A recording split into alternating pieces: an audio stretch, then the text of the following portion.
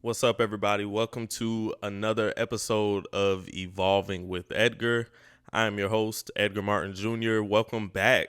Welcome back. It feels like such a long time since episode one. I know it's only been a week, but to me, it felt like forever. Like, ever since I dropped episode one last week, it was just, I had so much anticipation personally building up for episode two, especially after all the feedback I got from all of you through the likes, comments, shares, reposts, subscribing, everything. So I just want to say thank you to you guys. I'm excited, man. I'm so excited for today's episode. Didn't really know what I'm gonna title it. I thought I was gonna have a title for each episode, like going into it, but you never know. I might say something during this episode to where I feel like I want to rename it this or whatever. So I'll figure out what the title of this episode is gonna be. By the time you guys see it, it'll probably have a cool title, but I don't know what I'm gonna call it today. But today's episode, I'm gonna talk about what it's like, having to deal with you being your own worst enemy. And when I say that, it's really like a me versus me mindset. And a lot of times, I think when it comes to like trying to achieve goals for yourself, like whether it's personal goals, physical, it may be like a work goal that you may have or whatever. A lot of times it's not other people, it's not other people's words who deter us from what we're trying to do. Most of the time, what's stopping you from getting your goals accomplished is you. You're in your own way most of the time. You're in your own head most of the time. I deal with that a lot. And I think it's due to imposter syndrome, just the fear of failure itself or the fear of succeeding. And a lot of people feel like, well, how can you be afraid to succeed? Sometimes your dreams may feel so real and they may feel like so big that it scares you to where it's like, damn, like, what if I do accomplish this? Or like, damn, like, am I going to be able to handle it? And I always have a personal saying that, hey, you ask God to fill up your plate, like, you better eat that shit. Like that's honestly how I think about it. But that's come over like a lot of situations in my life that I set up myself. And a lot of times I can't be mad at nobody but me. So like just a personal story. And most of my friends know this, and even other people that I've like shared this with. It's not too many people that know, but I feel like it's something that's important for the lesson today. So most people that know me know I attended University of Florida. I didn't graduate from there. I only went there for like 3 years really. But when I graduated high school, or when I was getting ready to graduate high school, everybody's, filling out applications, figuring out where they want to go to school, XYZ, blah, blah, blah. I knew I wanted to go to Florida ever since I was a child. Like ever since I was like 3, 4 years old, I knew that I wanted to go to the University of Florida. However, once I figured out what I wanted to do in high school and what I wanted my career to be, I'm not going to say that I didn't have good grades. I had good grades, but I did not have like get straight into Florida out of high school grades. I'll say that. Like I didn't have your 3.8, 3.9, 4.0 with high test scores and all that. First off, I suck at standardized testing. So I just knew from that standpoint that I probably wasn't going to get in. I had really good grades, but like I said, nothing to where I'm getting in like off rip like that. But I still stood in my own way because I never filled out the application. Like I actually lied to people and said, "Yeah, I applied. I just didn't get in." No, I didn't apply. I didn't apply at all. And I think it was because like I alluded to earlier, like sometimes you get so scared of failing or succeeding to where you just don't even do certain things. And who knows, not saying I would have got accepted if I did fill out the application, but the fact that I let my own fear get in the way of even applying, like that was a roadblock in my life to where I know for a fact I stood in my own way of that.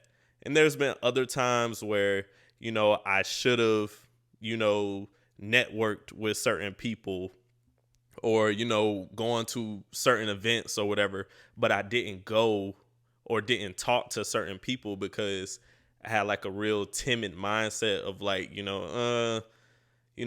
maybe I'm not good enough to talk to this person, or I'm not where I need to be right now in order to do this or do that.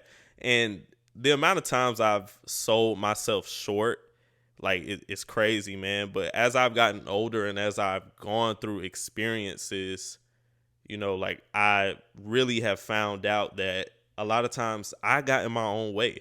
Like if I would have not listened to myself and had a conversation with certain people or gone to this event or filled out an application for this job or that job or felt like, no, I am qualified. Like, even if I feel like I'm not, fill it out anyway and make them deny you.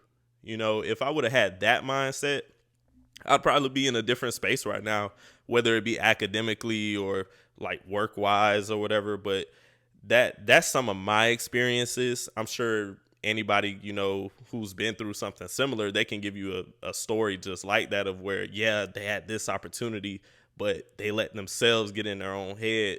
And a lot of times when God like shows you something, and I said this last pod, when God shows you something, he's showing you for a reason. And when that doubt creeps in, that's not him. If there's any confusion about whether or not you should do something, that's not him. Like he's not a God of confusion, and he's not going to put you in a situation where you feel so small. He's going to put you in situations where he wants you to grow, and you can't let the thought of feeling so small cloud that judgment. And I think that's what's important when it comes to being your own worst enemy or just standing in your own way. A lot of times you don't know what doors you could walk through if you would just get out of your own way. Because most of the time, I really don't care what other people say. I really don't care about how other people, go about their goals or whatever. But when it comes to imposter syndrome, there could be that side effect of like, you see this person, in the same field as you doing good. Or you see this person over here, they may not be in the same field as you, but they got started later in what they're doing than when you did. And you're like, damn, like they started after me. And, they're knocking down doors, they're going through stuff, like they're accomplishing goals and they started after me. Or you may feel like certain people aren't as talented as you and they're getting opportunities, but a lot of that comes with keeping your head down, focus on what you need to focus on, grind, and just don't be afraid. Like, and it's hard to say that, like, even now, like with this YouTube stuff, I told you guys before, like I've been in my own way for like like at least a year now, so I'm finally getting out of my own way with this. And when it comes to like editing and stuff like that, there were so many things that I just felt like I wasn't good enough in. So I didn't feel like I was worthy of even trying. And I'm here to tell you guys, like, don't listen to that negative voice in your head. Like, let God navigate you through certain areas where you feel like you may not be the best at, but you still want to show that effort and give it a try.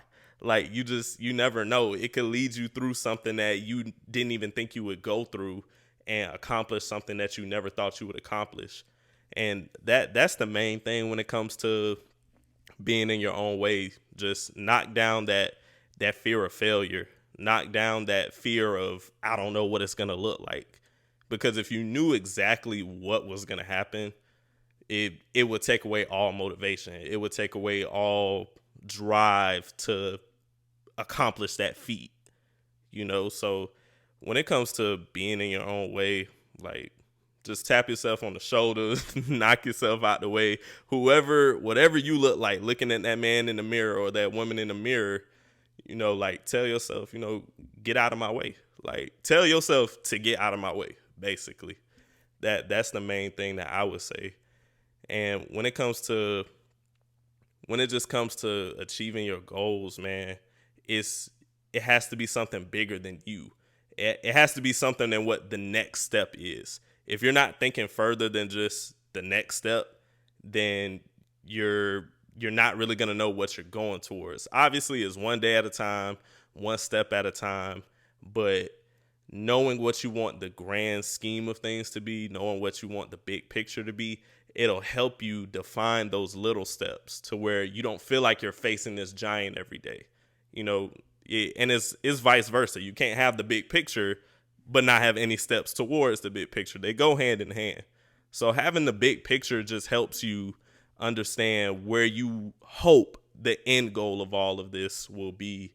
And then the steps to get there are to help you stay focused, go one day at a time, and really just accomplish small things to get there.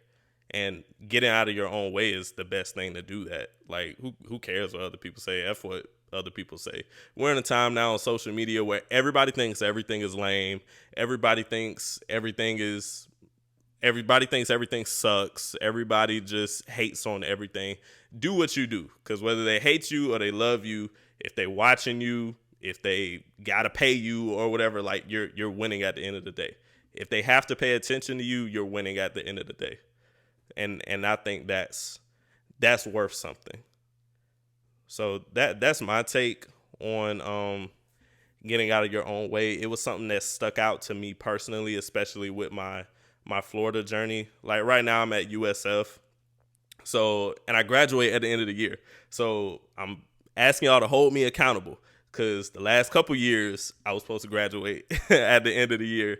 But no, this year for sure, 2024, like academically, like I'm no longer getting in my own way. Like I'm going to do what I need to do, finish up with these last few classes or whatever, and just like finally get that monkey off my back of school, because I worked so hard to get where I am now that I refuse to get in my way again.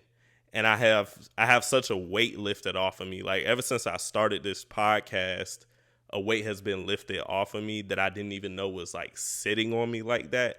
And when you feel like you're weightless and you feel like, damn, like I can really move in a space that I want to move without feeling any bit of worry, that's when you know you really own something for real. And that's when you feel like you're just fearless at that point. So yeah, man, that's all I really got to say for y'all for episode 2. Not really sure how long I want these episodes to be. I know episode 1 was like 11 minutes. This one probably a little bit longer, I'm sure. But not really sure how long I want the episodes to be. I don't want it to be too crazy. I don't want one episode to be like 10 minutes and then the next one be like an hour. So I'll try and have like a hard, time limit on what I give to you guys. But it'll all come with growth. I hope you guys like the new setup. I forgot to mention that at the beginning of this for those of y'all watching on YouTube. I got my couch here for y'all. Hopefully I got a lavalier microphone next time. I'm holding this damn podcast mic right now. It got some weight to it too, so hopefully I don't have to hold this for too many more episodes. But for those of you listening on wherever you're listening, Apple, Spotify, wherever you're listening at, feel free to go to the YouTube and subscribe, man. Like I said, I got a nice little setup now, because the last episode I was just sitting in a chair, and the computer chair that we have is like, it's pretty like rickety. It makes noises and stuff. So I'm trying to give y'all good quality audio and video. So be sure to tune in to both audio platforms and YouTube, so that way you can see and hear everything while we continue to evolve with each other, man. So, and I'm still trying to figure out everything I want to give you guys as far as like throughout the week, whether it's, certain social media posts or whatever. So I continue to give you guys a lot of good content. And yeah, thanks for joining me for episode 2. That'll be it today. Like I said, today was just about talking about moving yourself out of the way. And when moving yourself out of the way, you can finally get through that door that you've been trying to get through this whole time, and you won't be your worst enemy while doing it. So thanks for tuning in. Be sure to tune in next week for episode 3.